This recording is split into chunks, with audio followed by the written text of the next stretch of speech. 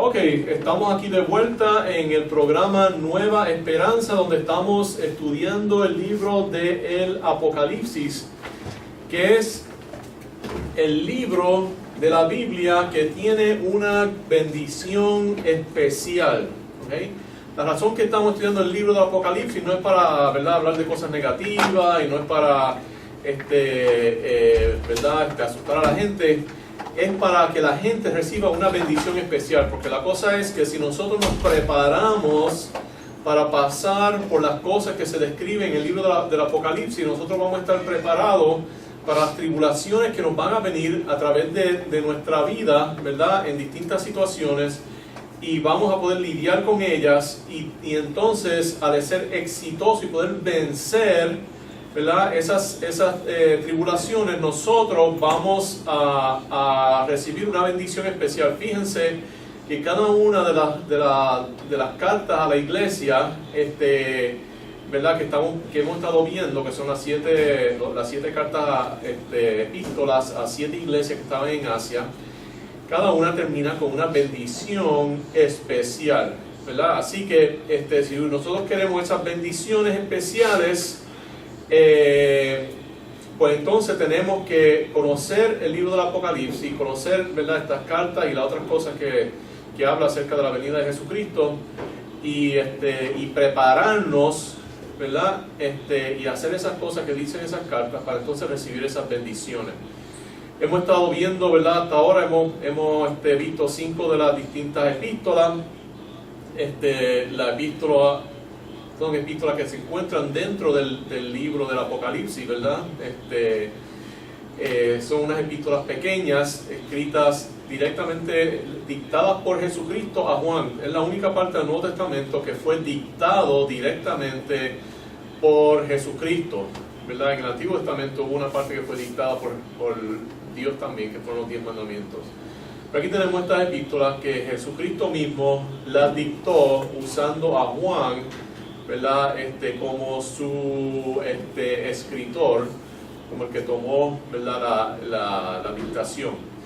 Vemos, ¿verdad?, la iglesia de Éfeso. Cada una de estas iglesias tenían un reto, que son los tipos de retos que nosotros nos encontramos cuando estamos viviendo nuestra vida, ¿verdad?, en la tierra, haciendo nuestras cosas. Son los retos que tienen las iglesias, son los retos que tienen las familias, los retos que tienen los matrimonios, los retos que tienen los negocios, los retos que tienen todo tipo de organización, ¿verdad? Así que, pero especialmente la iglesia y los cristianos individuales y los matrimonios, ¿verdad?, pueden aprender y usar los principios que vemos aquí en estas 5 iglesias. Vimos que Éfeso tenía una falta de amor, ¿verdad? Y lo que se le dijo fue que hiciera las primeras obras, que se volvieran a reenfocar en lo que era importante. Esmirna estaba sufriendo persecución. Ahí lo que Jesús quería era que fueran fieles, que siguieran haciendo lo que estaban haciendo, ¿verdad? Y que esa persecución iba a ser corta, y aunque algunos iban a padecer, iban a pasar cosas difíciles y malas, pero eventualmente ¿verdad?, iban a salir al otro lado. Pérgamo era una iglesia que que era mundana, ¿verdad? El mundo había entrado a esa iglesia en la forma de la doctrina de Balaam y de los nicolaitas. Ahí lo que ellos tenían que hacer era enfocarse en la espada que salía de la boca de Jesucristo, que es la palabra de Dios, ¿verdad? La espada de la palabra de Dios, enfocarse en la doctrina correcta, y en lo que decía la Biblia. La iglesia de Tiatira era la iglesia idólatra, la iglesia inmoral, ¿verdad? Y ahí, ahí básicamente cuando hay un pecado así de grande, ahí lo que es importante es el juicio, ¿verdad? Hay que sacar esa parte, ¿verdad?, fuera, y salvar el resto, que muchas veces está bastante bien. Sardis era una iglesia en decadencia, una iglesia muerta, que estaba moribunda. Ahí lo importante era reforzar lo que había, ¿verdad?, despertar, afirmar, recordar y guardar, ¿verdad?, lo que Dios le había mandado. Y entonces la última, la que vamos a estudiar de aquí unas cuantas semanas, la iglesia de la Odisea, que era una iglesia mediocre y materialista. Ahí la cosa era, la solución es tener celo por Dios, ¿verdad? Hacer las cosas con excelencia, hacer las cosas con gran celo. Es el antídoto a la mediocridad, ¿verdad? Y el materialismo.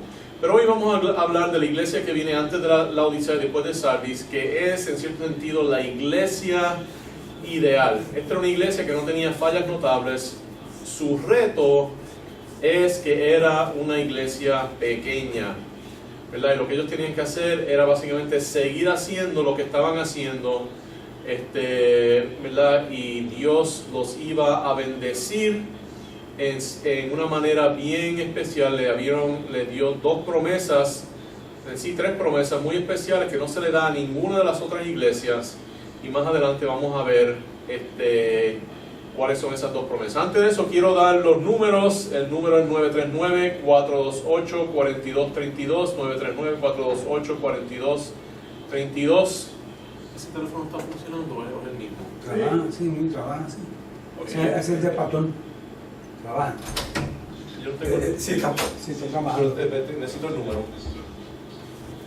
Estamos buscando los números. Le vamos a dar otro número prontamente. Tenemos un número nuevo que es vía satélite, que ni los huracanes pueden tumbarlo. Así que estamos con la tecnología avanzada. Así que esta iglesia es la iglesia que debe ser el patrón de todas las iglesias de Puerto Rico, ¿verdad? Todas las personas que son líderes en una iglesia, que sean pastores, o que son personas que son, ¿verdad? Que tienen alguna influencia en la iglesia, o que enseñan escuela dominical, deberían conocer bien estas cartas, ¿verdad? Estas epístolas a estas iglesias, y especialmente esta de Filadelfia, porque esta es la meta de lo que debe ser una iglesia. El otro número es 787-830-9801, 830-9801. Cualquier pregunta que tengan acerca de lo que estamos hablando, o cualquier desacuerdo o crítica, ¿verdad? Cualquier comentario que quieran hacer, o si tienen preguntas acerca de cualquier otro tema de la Biblia, o alguna pregunta que siempre han tenido y nadie se la ha podido contestar, le invitamos a que, ¿verdad? Que estas dudas las conteste aquí. Yo he hablado con personas que han dejado de ir a la iglesia, han dejado de estudiar la Biblia porque habían preguntas que nadie le podía contestar y pensaban que habían contradicciones en la Biblia o cosas, ¿verdad? Que los frustraban. Cualquier duda o pregunta acerca de la Biblia, acerca del cristianismo, acerca de la salvación, pueden llamar, ¿verdad? Y con mucho gusto nosotros se las contestaremos. Y especialmente si quieren comentar, ¿verdad?, sobre lo que estamos hablando o algunos temas que hemos hablado en el pasado, ¿verdad? Inclusive la idea de comenzar un partido político cristiano, que lo hablamos en el pasado. Están bienvenidos a llamarnos y comentar. Este es un ministerio de la Iglesia Bíblica Cristiana de Aguadilla, de una iglesia que se enfatiza, ¿verdad?, en el estudio de la palabra, porque eso es lo que es el Evangelio, y eso es lo que transforma las vidas, y es lo más importante, estas vidas transformadas, ¿verdad? Ese es el gran milagro, ¿verdad? Que el Espíritu Santo, Dios, venga a morar dentro de nosotros. Damos clases también de teología y de otros temas en un seminario que estamos tratando de comenzar. Tenemos clases los jueves de 7 a 9. Si quieren profundizar más sobre las doctrinas de la Biblia, les invitamos a que vengan y estén con nosotros. Y pueden venir de cualquier iglesia. También nos apoya, nos auspicia un website cristiano que se llama Clasificados Electrónicos. Le invito a que lo ojeen. Somos la competencia a el website grande de Puerto Rico, y tenemos una alternativa, y millones de personas han tenido millones de visitas anuales, así que ellos nos apoyan. Así que como estábamos diciendo, ¿verdad? Esta iglesia debe ser el patrón de las iglesias de Puerto Rico. La iglesia de Puerto Rico, ¿verdad? Yo pienso que tiene que reflexionar y ver por qué es que con tantas iglesias que tenemos aquí en Puerto Rico, todavía tenemos tantos grandes problemas sociales, ¿verdad? Tenemos que reflexionar y ponernos a pensar, ¿verdad? Y si usted es un miembro de esa iglesia y sus líderes no están reflexionando, reflexione usted, póngase a leer la Biblia, ¿verdad? Y busque una iglesia que esté dando contestaciones acerca de esos problemas, ¿verdad? Una iglesia que es como esta iglesia aquí en Filadelfia. Lea este libro, esta epístola, ¿verdad? Léala, memorícela. Y esa es la iglesia del cual usted quiere ser parte, una iglesia que se parezca a esa iglesia. ¿Verdad? Puerto Rico tiene muchos problemas sociales. Tenemos, hace como 5 años, éramos uno de los países con una de las tasas más altas de criminalidad, increíblemente. Gracias a Dios que eso bajó bastante, pero todavía, ¿verdad? Tenemos una tasa bien grande de crimen. ¿Verdad? Y eso tiene una solución fácil, que es la pena capital, que está ¿verdad? Avalada por el Antiguo Testamento. Es más, es un mandato de Dios para personas que cometen asesinato. Y si nosotros hiciéramos eso, le aseguro que habría mucho menos crimen.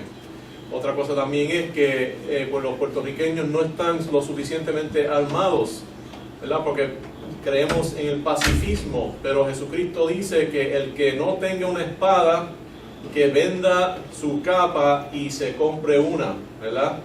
Y la espada de hoy en día son las pistolas, así que si todo el mundo de nuestras iglesias estuvieran armados, le aseguro que nadie estaría robando las iglesias, ¿verdad? Como ha estado pasando aquí en Aguadilla. La pobreza, creo que en 2 Corintios, que dice, el que no quiere trabajar, que tampoco coma. El mantengo es, ¿verdad? Y especialmente el mantengo de la forma que se da en Puerto Rico, donde si usted empieza a trabajar se lo quitan, ¿verdad? Es un estímulo para, en contra del trabajo, ¿verdad? Y eso crea una gran pobreza. La emigración, ¿verdad? La gente se está yendo. Antes Puerto Rico la población estaba creciendo, pero por todos estos problemas la gente se está yendo. El divorcio, ¿verdad? Los papeles, los roles del varón y la mujer. Y por cierto, ¿verdad?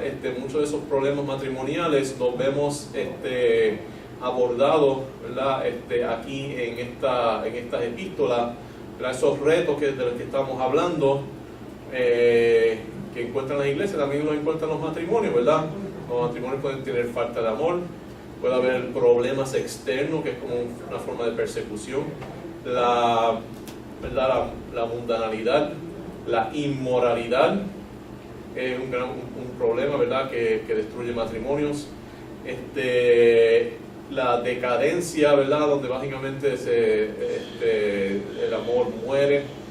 El materialismo como el enfoque de la familia, eso es también, yo creo, una gran causa de los divorcios, ¿verdad? Así que aplicar los principios bíblicos, el principio de que el hombre tiene que amar a su mujer, que la mujer tiene que someterse a su esposo, ¿verdad? Y la palabra ahí es someter. Y después dice que la esposa tema a su esposo. Y eso es algo que en la Reina Valera dice reverenciar, pero la palabra es temer. Y la gente, ¿verdad?, no le gusta oír esas cosas, pero por eso entonces la gente no oye esas cosas. Por eso es que tenemos una tasa de divorcio del 70%, y los hijos de familias divorciadas en todos los sentidos salen mucho peor que las personas, que los hijos que vienen de familias donde la familia está intacta. Es mejor ser de una familia pobre donde los padres están juntos que de una familia rica, ¿verdad? O de un profesional donde están criando con una madre soltera, en todos los sentidos, ¿verdad?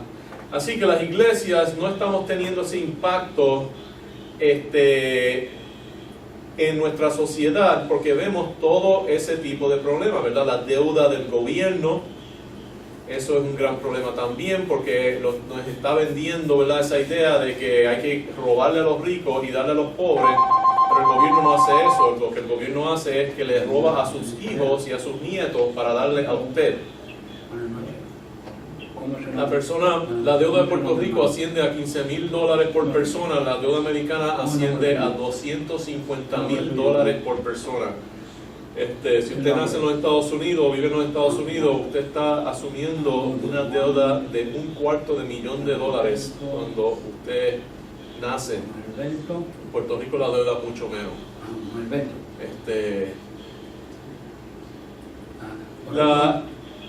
Los estimados de la población evangélica y protestante en Puerto Rico es entre 15 a 45%. Y eso en los Estados Unidos es 42%, del cual 28% son evangélicos. Quiere decir que es posible que Puerto Rico le pasó a los Estados Unidos en cuanto a la cantidad de cristianos protestantes y evangélicos, que es algo que se llama en inglés remarkable, ¿verdad? Es algo de notar. Y también es uno de los países con más iglesias por millas cuadradas. Uno pensaría que tantas iglesias, Puerto Rico sería una luz brillante en el mundo, ¿verdad? Son una luz brillante en el mundo cuando uno lo mira desde el espacio por la noche. Pero en cuanto a ser un ejemplo al mundo, podríamos hacer mucho mejor, ¿verdad? Así que yo creo que es importante que las iglesias, los líderes de las iglesias se examinen y piensen, estamos haciendo lo que deberemos nosotros hacer, ¿verdad?, como iglesia. Así que vamos a leer este pasaje. Apocalipsis 3, 7 al 13, dice así. Le voy a dar un número de nuevo si tienen alguna pregunta, crítica, comentario sobre lo que estamos hablando, ¿verdad? 787-830-9801, 787-830-9801. También si tienen algunas peticiones, les invito a que llamen porque después estaremos orando unos minutitos. A mí pueden llamar, si eso está ocupado, pueden llamar al 939-428-4232, 428-4232. Dice así: escribe al ángel de la iglesia en Filadelfia. Esto dice el santo, el verdadero, el que tiene la llave de David, el que abre y ninguno cierra, y cierra y ninguno abre. Yo conozco tus obras. He aquí, he puesto delante de ti una puerta abierta, la cual nadie puede cerrar, porque aunque tienes poca fuerza, has guardado mi palabra y no has negado mi nombre. He aquí yo entrego de la sinagoga de Satanás a los que se dicen ser judíos y no lo son, sino que mienten. He aquí yo haré que vengan y se postren a tus pies y reconozcan que yo te he mandado. Por cuanto has guardado la palabra de mi paciencia, yo también te guardaré de la hora de la prueba que ha de venir sobre el mundo entero, para probar a los que moran sobre la tierra. He aquí yo vengo pronto, retén lo que tienes, para que ninguno tome tu corona. Al que venciere, yo lo haré columna en el templo de mi Dios, y nunca más saldrá de allí. Y escribiré sobre él el nombre de mi Dios, y el nombre de la ciudad de mi Dios, la nueva Jerusalén, la cual desciende del cielo de Dios, y mi nombre nuevo. El que tiene oído, oiga lo que el Espíritu dice a las iglesias. Primero vamos a ver el nombre de la ciudad donde se encuentra esta iglesia. ¿Qué quiere decir Filadelfia? Si uno mira las cartas de estas 7 iglesias, parece que los nombres tenían un significado que se asociaba con la condición de la iglesia. Por ejemplo, vimos que la segunda iglesia se llamaba Esmirna, es un tipo de resina aromática que se usaba para embalsamar, y esa era la iglesia perseguida que tenía que sufrir hasta la muerte. Filadelfia quiere decir amor fraternal, ¿verdad? El amar a Dios y a nuestro prójimo es el mayor mandamiento, porque de ahí fluyen todos los otros mandamientos. El amor verdadero es bien escaso en la humanidad en general, porque es parte del fruto del Espíritu. Tan escaso es el verdadero amor sacrificial que su existencia forma una de las más grandes evidencias de la verdad del Evangelio. Cuando esa iglesia se parece. Jesucristo dijo, en esto conocerán todos que soy mis discípulos si tuvieres amor los unos a los otros. Así que lo que Jesucristo quería que caracterizara a los cristianos es el amor que había entre ellos. Yo he estado yendo a un filósofo ateo que tiene un canal de YouTube con, ¿verdad?, miles y miles de seguidores. Y lo oigo porque me gusta su análisis político y algunas cosas que hablo acerca de la filosofía.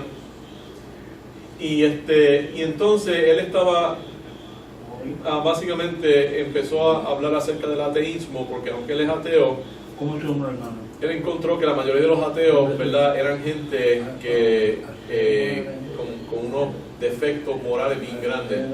Y él empezó a hablar positivamente de los cristianos, ¿verdad? Y básicamente de un tiempo para acá ha empezado a apoyar la religión cristiana, aún siendo ateo, por el efecto que tiene esa religión y los cristianos, ¿verdad?, en ayudarse los unos a los otros. Y eso es algo, ¿verdad?, que ninguna otra religión, ningún otro grupo, ningún otro grupo, ¿verdad?, enfatiza ese tipo de obras de caridad.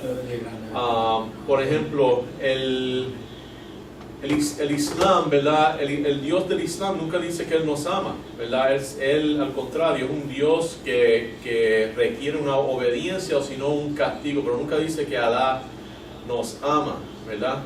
En el hinduismo, ¿verdad?, aquí estamos cubriendo las dos religiones más grandes del mundo, además del cristianismo.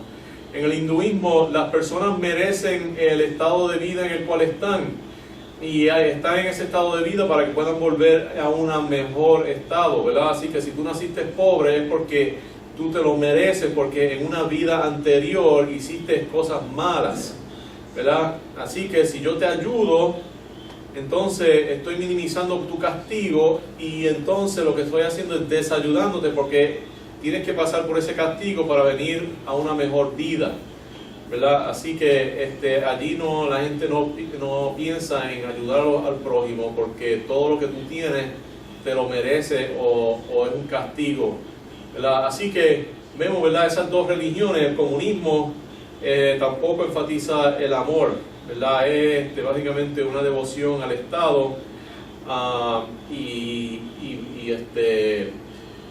¿verdad? Y ahí no hay nada en cuanto al amor. Así que eso es algo bien característico y único de los cristianos. Y si nosotros demostráramos más amor los unos a los otros y nosotros también por la gente que no son salva,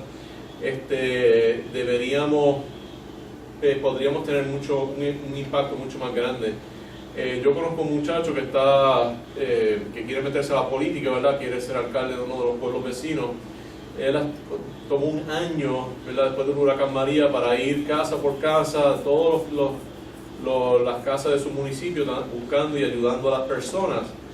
Y eso lo está haciendo por un puesto político, ¿verdad? Nosotros deberíamos estar haciendo cosas de esa misma forma. Nosotros deberíamos preocuparnos por el bienestar de todas las personas que están alrededor de nosotros, donde está la iglesia, y tratar de ayudar a las personas en distintas formas. Eso no quiere decir darle dinero, ¿verdad? Porque las personas también tienen que muchas veces las necesidades de las personas no son solamente necesidades materiales, aunque a veces las son, ¿verdad? Y nosotros deberíamos estar ahí tratando de ayudar a nuestro prójimo, ayudar a los demás. Así que, ¿verdad?, vemos el énfasis que tiene esta iglesia, de este amor fraternal. Por lo menos se estaban ayudando los unos a los otros, por lo menos ese es el nombre, ¿verdad?, que nos dice que eso debería ser la meta de una iglesia. Después entonces vemos cómo es que Jesucristo se describe a sí mismo. Y esta es especial porque en todas las otras epístolas, esas 7 epístolas, en el libro del Apocalipsis, Jesucristo se describe usando una de las cosas, una de ¿cómo se llama? De los aspectos de la visión que tuvo Juan acerca de Jesucristo. Juan vio a Jesucristo, ¿verdad? En una visión, y lo vio, ¿verdad? Con piel de bronce bruñido, con pelo blanco, brillando, con ojos que brillaban, con una espada que le salía de la boca, que caminaba entre los candelabros, que tenía las estrellas en sus manos. Pero todas esas imágenes, todos esos aspectos de esa visión, los usa Jesucristo para introducirse, ¿verdad? Como el autor de cada una de las cartas en una forma especial, ¿verdad? Como vimos la semana pasada que el mensaje a Sardis, que era el que se paseaba entre que tenía los 7 espíritus de Dios y las 7 estrellas en su mano. Pues aquí en esta carta usa algo acerca de él, se describe en una forma distinta que no está descrita en esa visión, ¿verdad? Dice que Él es el santo, el verdadero, el que tiene la llave de David, el que abre y ninguno cierra, y cierra y ninguno abre. Así que vamos a ver estas 3 cositas, ¿verdad? El santo, el verdadero y el que tiene la llave de David. Esto es bien importante porque la manera que Jesucristo se describe es la manera que Jesucristo quiere que la iglesia vea a Jesucristo, ¿verdad? Y que sean las cosas que la iglesia enfatiza, ¿okay? Así que lo primero que vemos es que se describe como el santo. Y quiero mencionar los números de nuevo: 787-830-9801, 830-9801. Cualquier pregunta, comentario, crítica o petición para oración que quieran mencionar, pueden llamar y estamos dispuestos a contestar, ¿verdad? Preguntas de cualquier tema, aún de la Biblia, aún si no tiene que ver con lo que estamos hablando ahora. Cuando Jesucristo se describe como el santo, está haciendo referencia a su divinidad. Solamente Dios es santo, y muchas veces en el Antiguo Testamento se refería a Dios como el Santo de Israel. Por ejemplo, Isaías 30:12 dice: por tanto, el Santo de Israel dice así. En el Nuevo Testamento se le refiere a Jesucristo como el santo, ¿verdad? Y Dios, quien es santo, requiere que nosotros también seamos santos. Primera de Pedro 1:15-16 dice: sino como aquel que os llamó es santo, ¿verdad? ¿Quién nos llamó? Jesucristo es el que nos llamó. Dice: sed también vosotros santos en toda manera de vivir, porque escrito está: sed santos, porque yo soy santo, ¿verdad? La santidad es algo que es bien importante, y la santidad es estar separado del pecado y de todas las manifestaciones del pecado y lo más posible de las tentaciones hacia el pecado, ¿verdad? Muchas de las iglesias imitan al mundo y sus costumbres y sus estilos para atraer más personas, ¿verdad? Lo que muchas iglesias ofrecen es una versión un poquito purificada, ¿verdad? Como en inglés, sanitized, un poquito limpia, un poquito más limpia del mundo, ¿verdad? Pero es un estilo que no difiere mucho de lo que encontrarían la gente en el mundo. Bueno, no quieren que se sientan mal, ¿verdad? Cuando vengan a la iglesia. Y no enfatizan la santidad, pero la cosa es que la iglesia no es donde viene el mundo a conocer a Jesucristo y a ser salvo. Se supone que la iglesia vaya al mundo, ¿verdad? A transformar el mundo. Si nosotros dejamos que el mundo entre a la iglesia, entonces lo que vamos a tener es que el mundo va a transformar a la iglesia. La iglesia, ¿verdad?, debe ser santa y debe estar llena de gente que son santas. Y la gente debe venir a la iglesia para aprender a cómo es que van a ser santos, ¿verdad? Y deben ser gente que son salvas ya, las que va a la iglesia. La iglesia debe ser para cristianos. Entonces, el mundo es el sitio donde la guerra ocurre. No se supone que los inconversos entren a la iglesia a causar guerra dentro de la iglesia. A pelear fuera de la iglesia. Dentro de la iglesia debe ser todo cristiano y así demostramos amor. Nosotros salimos al mundo, ¿verdad?, a batallar, ahí donde es que está la guerra, y entonces nosotros vamos, ¿verdad?, al mundo a demostrar amor, ¿verdad?, pero también a convertir a las personas y hablar de la rectitud, ¿verdad?, pero también y encarnación. Servir a, ¿verdad?, las necesidades de las personas y demostrarles amor. Entre reencarnación. Pero que tenemos, ¿verdad?, muchas iglesias en Puerto Rico que porque quieren ser grandes y porque quieren tener mucho dinero, pues no quieren ser muy distintos y enfatizan mucho o no enfatizan mucho la santidad, en vez tratan de ser lo más posible similar al mundo, ¿okay? Y después Jesús dice que Él es el verdadero. Si uno mira la sociedad en general occidental, ¿verdad?, por ejemplo la sociedad americana, aún también nuestra sociedad, enseña que todas las religiones son iguales después que llenen las necesidades del que acepta esa religión. Si tu religión, ¿verdad?, vamos a suponer que sea el Islam o el hinduismo, si te hace sentir bien, pues entonces esa religión está bien para ti. Porque lo que cuenta no es la verdad, sino que lo que cuenta es cómo tú te sientes, ¿verdad? Y si el Islam te hace sentir bien, pues bien. Si el hinduismo te hace sentir bien, pues bien. Si el cristianismo te hace sentir bien, pues, ¿verdad?, eso es algo personal y cada cual hace lo que le hace sentir bien. Pero la cosa es que eso no es el mensaje del cristianismo. El mensaje del cristianismo es que hay una verdad, ¿verdad? Y de nada vale que te estés sintiendo bien aquí en la tierra y que de momento despiertes un día al otro lado de la muerte y te des cuenta que desperdiciaste tu vida y hiciste el mal y ahora estás destino al infierno, ¿verdad? Lo mismo que, ¿verdad?, yo como médico, muchas veces, ¿verdad?, vienen gente que están sobrepeso y están gordos, ¿verdad?, como yo, estoy un poquito gordo. Así que no, ¿verdad?, yo no me quedo atrás, pero el ser gordo no es saludable y muchas personas que son diabéticas porque están gordas. Pues yo se lo digo a los pacientes, ¿verdad?, que si usted quiere que la diabetes tiene cura, tiene que bajar de peso, cambiar su dieta y hacer ejercicio. Y muchas personas no les gusta eso, ¿verdad?, porque la gente se mira en el espejo y no se ven, ¿verdad? Ellos ven a esa persona que ellos vieron, ¿verdad?, cuando tenían 17, 19 años, 20, todo el mundo se imagina como eran cuando tenían 20 años. Hicieron un estudio y todos los varones del mundo, desde los que tienen 15 hasta los que tienen 95, prefieren las mujeres que tienen 20 años, ¿verdad? Ese es el ideal. ¿Por qué? Porque todo el mundo se ve como cuando tiene 20 años.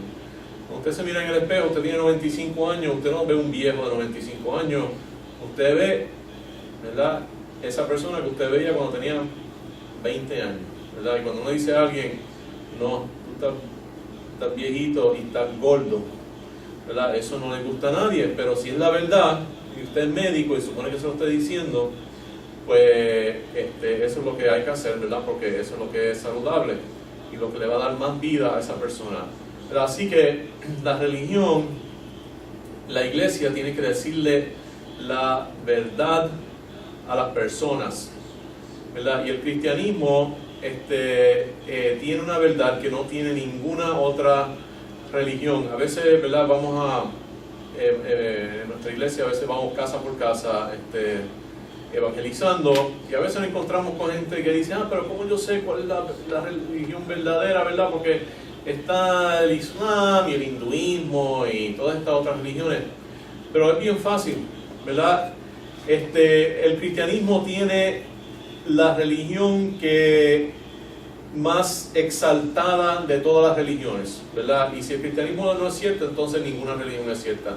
Es la más exaltada porque es la única religión que dice que Dios vino a morar entre nosotros y nos amó tanto que dio su vida para que nosotros no fuéramos al infierno. Pero la razón que tuvo que dar su vida es porque nosotros somos tan malos y Dios es tan justo que nosotros, si no fuera por eso, todos estaríamos, ¿verdad?, rumbo al infierno, ¿verdad? Y no hay una religión con mayor amor y una religión con mayor justicia y una religión con un mejor cielo y una religión con un infierno más temible, ¿verdad? Así que, como estamos diciendo, ¿qué ha hecho Alá o los dioses hindúes para demostrarnos que Él nos ama?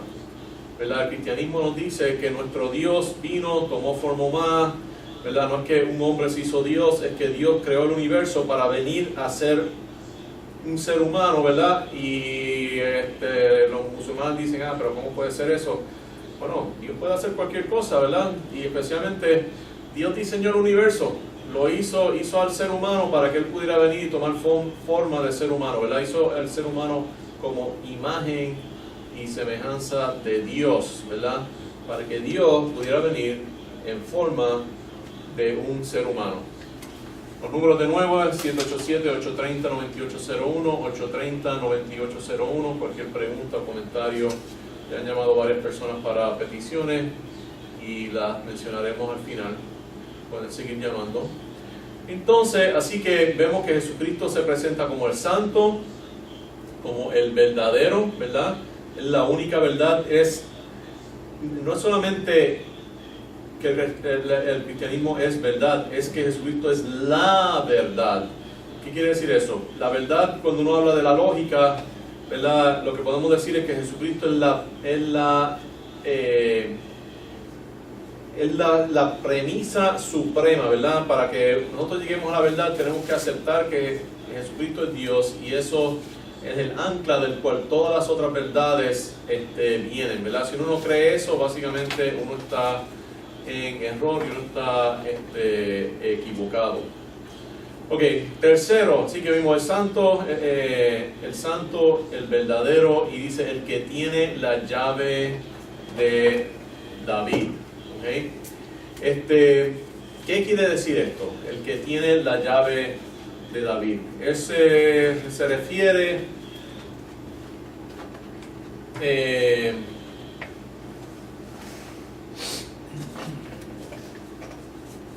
estoy mirando unas preguntitas que llamaron.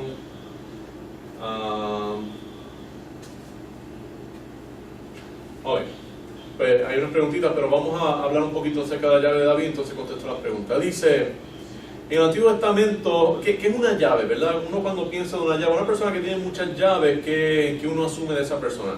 Una persona que tiene, ¿verdad?, tiene una medida de autoridad, ¿verdad?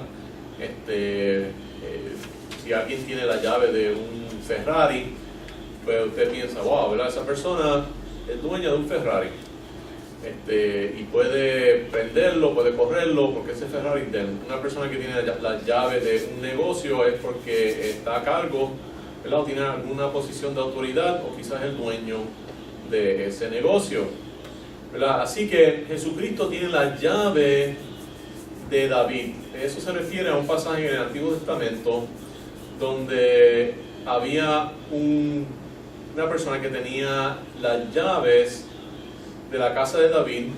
Esa persona tenía básicamente la autoridad a todas las cosas del reino. Era el que administraba, ¿verdad?, las cosas personales o las cosas que tenían que ver con el reino.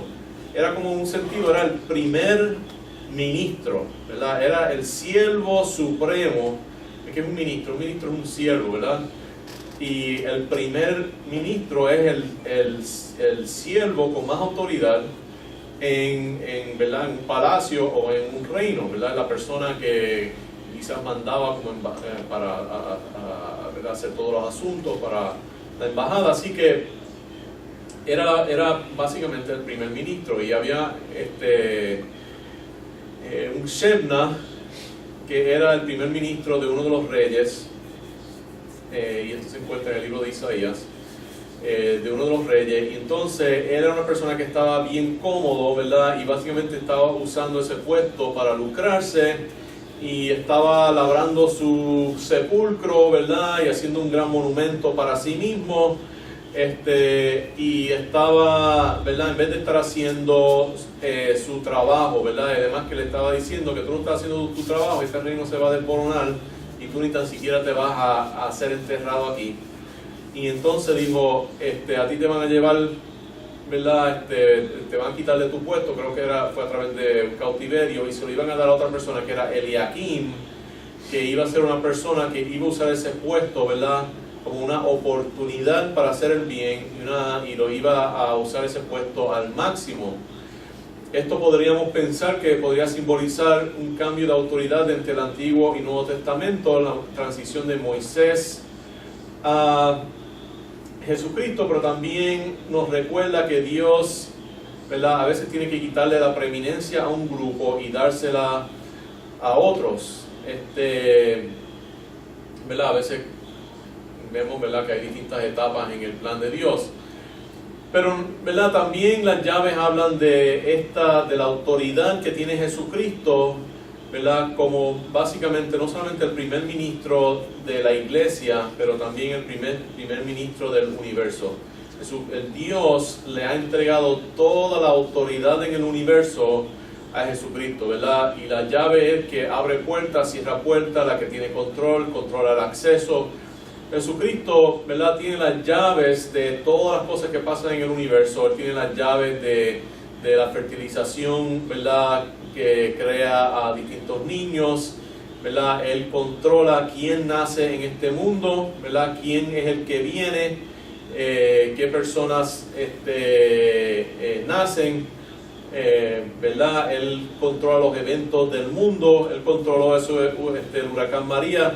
Interesante, ¿verdad?, que hay lo que se llama la teoría del caos, que dice que un evento, ¿verdad?, podemos quizás decir, van a haber 7 huracanes este año, pero no podemos predecir exactamente dónde van a estar ni cuándo van a ocurrir, porque cosas bien pequeñas pueden tener esos efectos, se van propagando, se van multiplicando y pueden causar unos cambios de mayores proporciones, ¿verdad?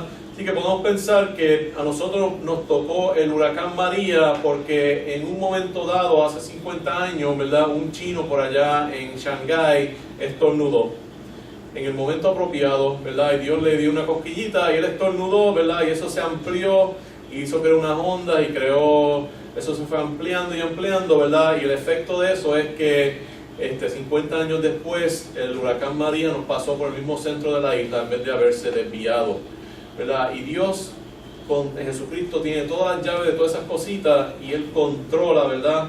Quizás esa neurona que Él le hizo un poquito de cosquilla y que hizo que, ¿verdad?, esa persona estornudara, por decirlo así, pues fue lo que Jesucristo usó para controlar lo que iba a pasar en el futuro. Eso se llama la soberanía de Dios, ¿verdad? Dios está en control de todas las circunstancias para mover el plan de Dios. Las cosas no pasan al azar. Dios tiene un propósito para todas las cosas, ¿verdad? Y nuestro deber es ser parte de ese propósito. Le voy a leer 2 versículos, entonces vamos a ir a las preguntas. Dice, como los repartimientos de las aguas, así está el corazón del rey en la mano de Jehová siendo Jesucristo, a todos los que quiere lo inclina, ¿verdad? Dios controla a unas cosas que pasan por los gobernantes, ¿verdad? Unas cosas malas para un propósito. Daniel 4:24-35 dice, mas al fin del tiempo yo, Nabucodonosor, alcé mis ojos y mi razón fue devuelta y bendije al Altísimo y alabé y glorifiqué al que vive para siempre, cuyo dominio es sempiterno y su reino por todas las edades. Todos los habitantes de la tierra son considerados como nada, y Él hace según su voluntad en el ejército de los cielos y en los habitantes de la tierra, y no hay quien detenga su mano y le diga, ¿qué haces? ¿Okay? Vamos a ver un poquito más adelante qué quiere decir también esto de abrir y cerrar las llaves. Pero primero hay unas cuantas preguntas y quiero contestarlas en los próximos minutitos. La primera pregunta de José Luis Ortiz, que está en New Jersey, ¿verdad? Le damos gracias a Dios que este programa se oye básicamente a través de todo el mundo. y tenemos personas en Florida y en Puerto Rico, ¿verdad?, que oyen el programa a través del internet. Él pregunta, ¿cuál es la diferencia entre, no entiendo bien la pregunta, pero creo que entre la resurrección y la reencarnación? Okay. Hay una diferencia bien clave en cuanto a eso. La reencarnación quiere decir que usted vuelve con el mismo alma, pero con un cuerpo completamente distinto, ¿verdad? Puede ser que ahora mismo usted sea, ¿verdad?, un hombre y no hace lo que debe hacer y después reencarna como una cucaracha, y entonces si usted es una buena cucaracha, pues entonces quizás ahora puede reencarnar como un ratón, y después esa alma puede pasar y ser una vaca, y después puede nacer como una mujer, ¿verdad?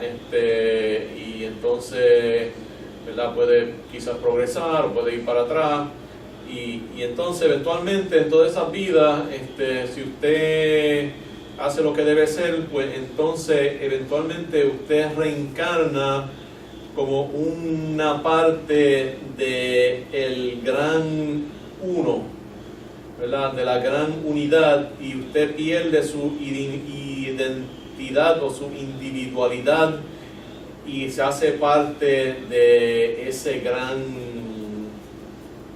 gran nebulosidad, ¿verdad?, que es el nirvana.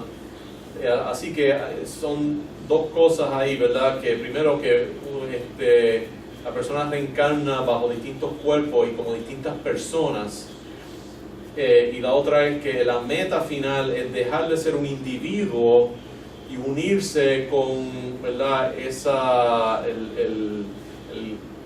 la gran fuerza o el espíritu, o lo que uno quiera llamar, ese conjunto de todos los espíritus y almas, ¿verdad?, que postulan esas religiones. En contraste, lo que dice la Biblia es que nosotros somos creados como individuos eternos bajo como ¿verdad?, con la imagen de Dios. Nosotros venimos como seres humanos. La Biblia enseña que los animales, cuando se mueren, desaparecen para siempre, ¿verdad?, excepto en nuestras memorias, pero que ellos no tienen un alma que va al cielo o que perdura, así que nosotros no podemos reencarnar como animales. Pero en vez, nosotros, ¿verdad?, somos seres individuales, y nosotros volvemos como nosotros, ¿verdad? Nuestro cuerpo, después que nosotros morimos, nosotros venimos como nosotros, pero en una forma exaltada y glorificada de nosotros. Pero no venimos como alguien distinto, ¿verdad?, o como un animal, o como, ¿verdad?, una mujer como un hombre como una mujer, ¿verdad?, o un chino viene como un europeo, un africano como un indio, ¿verdad? Nosotros venimos como nosotros somos, pero en la forma ideal y perfecta y con poderes, ¿verdad?, de un cuerpo glorificado, donde venimos como nosotros, ¿verdad? Así que nosotros siempre vamos a ser nosotros, ¿verdad?, por toda la eternidad, pero ese nosotros va a seguir creciendo y creciendo, y se va haciendo algo más y más grande, y vamos a tener esa comunión con Dios, y nosotros nos vamos a ir convirtiendo más y más como Dios. No es que nunca vayamos a ser Dios, ¿verdad?, pero porque Dios es infinito y nosotros nunca seremos infinitos, pero seremos más y más y más grandes, ¿verdad?, y aprenderemos más y más como nosotros, ¿verdad?, como este individuo que somos nosotros, cada uno de nosotros individualmente, y no vamos ni a cambiar a hacer otra cosa, ni a perdernos nuestra identidad de una mezcla, ¿verdad?, de todas las almas juntas, una sopa de almas. Así que esa es la diferencia entre la reencarnación y la resurrección. Y eso lo que quiere decir es que nosotros tenemos una vida para experimentarla, ¿verdad? Si quieren tener hijos, esta es la vida donde la tienen que hacer. Si quieren ganar alma, esta es la vida donde hay que hacerla. Si, ¿verdad?, aún sufrir, esta es la vida donde tenemos que sufrir. Así que espero que esa contestación, ¿verdad?, haya contestado a alguna de las preguntas. Hay otra pregunta más y dice, ¿cuál de las iglesias se parece a la iglesia de hoy en día, ¿verdad? Me imagino que eso quiere decir, ¿cuál de las iglesias del libro de Apocalipsis se parece más al periodo por el cual nosotros estamos pasando? Bueno, ¿verdad? Yo creo que las iglesias del Apocalipsis, que son 7 iglesias, representan, siendo un libro profético, representan la historia futura de la iglesia, vista del punto de vista de Juan, ¿verdad? Juan estaba profetizando las etapas por las cuales la iglesia iba a estar pasando. Pero en adición a eso, cada una de esas etapas produjo una iglesia, un grupo de iglesia, un movimiento que perdura, ¿verdad? Por ejemplo, Sardis es una iglesia perseguida. Todavía hay muchas iglesias, ¿verdad?, en el mundo islámico, en los países comunistas como en la China, que todavía están siendo perseguidas. Corea del Norte, Cuba, ¿verdad? Y esas iglesias en esos países siempre, ¿verdad?, va a haber esa iglesia perseguida a través del mundo, ¿verdad? Puede ser que los países le den libertad a la iglesia periódicamente. La iglesia de Tiatira, yo pienso que representa el periodo de Constantino hasta la caída de Roma, pero ese periodo produjo también la iglesia ortodoxa, ¿verdad? Especialmente la iglesia ortodoxa rusa.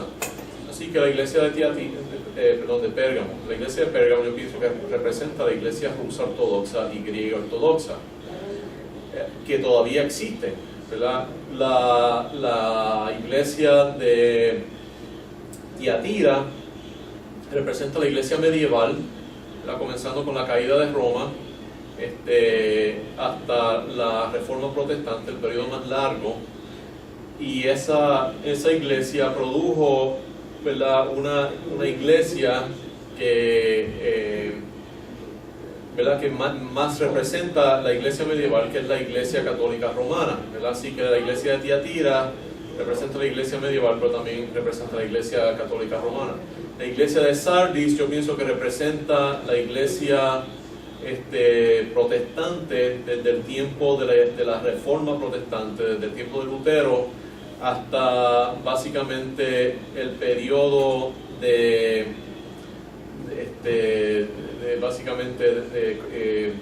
que dio a luz el gran periodo misionero que empezó básicamente para los 1700 con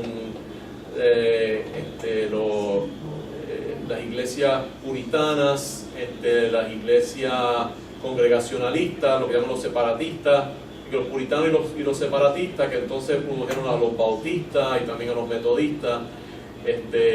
Yo pienso que la iglesia de Filadelfia representa esa iglesia, y también las iglesias presbiterianas independientes, no las que eran parte del Estado, especialmente en Norteamérica, que eran iglesias misioneras, ¿verdad?, y fueron pregando el evangelio a través de todo el mundo. Y entonces, comienzo de los 1900 hubo unos debates entre los que creen en la Biblia y los que no creen en la Biblia en las iglesias, ¿verdad?, que se llaman los liberales y los fundamentalistas. Y entonces ahí empezó a surgir una iglesia que era liberal, que representaba más la iglesia protestante, pero para los 1950 una gente quisieron crear un término medio entre la iglesia conservadora fundamentalista y la iglesia protestante liberal, y entonces formaron un punto medio que se llama la iglesia neoevangélica, y que ha venido a ser la iglesia la iglesia de las mega iglesias, de la nueva ola del pentecostalismo y la iglesia de la prosperidad, ¿verdad? Y eso vamos a hablar un poco acerca de eso. Yo pienso que eso lo representa la iglesia de la Odisea. Y así que ese aspecto de la iglesia cristiana que predomina hoy en día, ¿verdad?, la iglesia de la prosperidad, de la segunda y tercera ola del pentecostalismo, no el pentecostalismo viejo, yo creo que está representado por la iglesia de la Odisea, mientras que las iglesias evangélicas conservadoras, ¿verdad?, que creen en la Biblia y que le importa el evangelismo y las misiones y la santidad, todavía representa a la iglesia de Filadelfia. Así que esa es mi contestación a esa pregunta. Son buenas preguntas y si tienen otras preguntas, escríbanla, ¿verdad? Y la próxima vez llamen.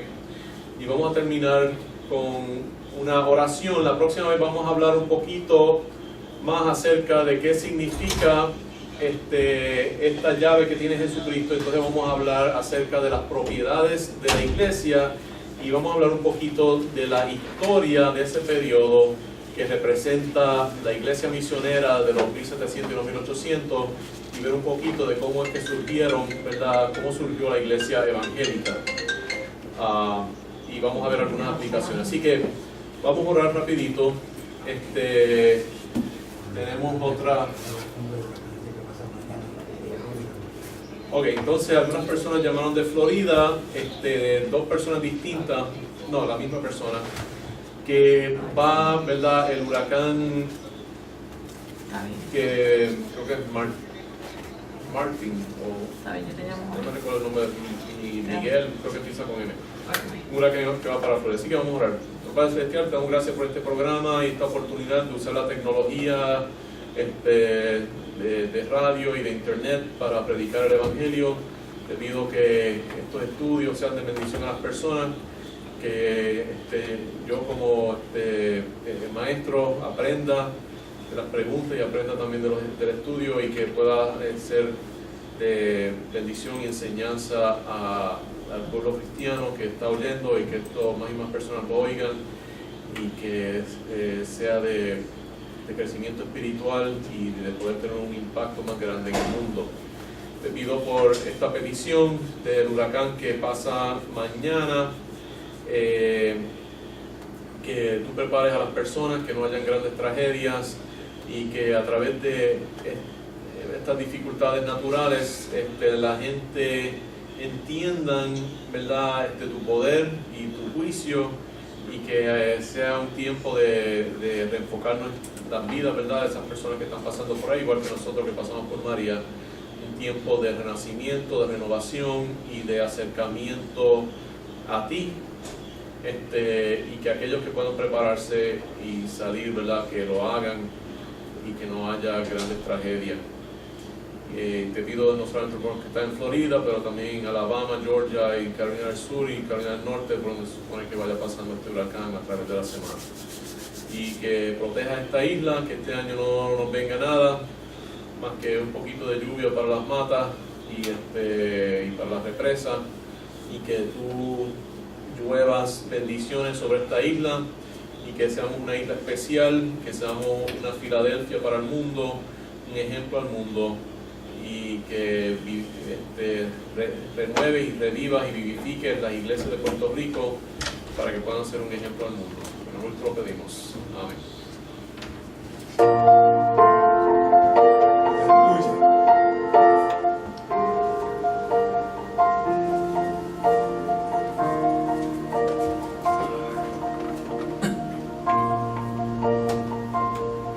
Bueno, todo interesante. Gracias. Lo escucho ya, yo me siento ya escuchado. Porque el doctor Raúl Mario López de que no se pierda la próxima semana Mientras tanto, recuerda, hay una invitación en el aire para una nueva esperanza. Que pueda apagar el video. Que la apague. Sí.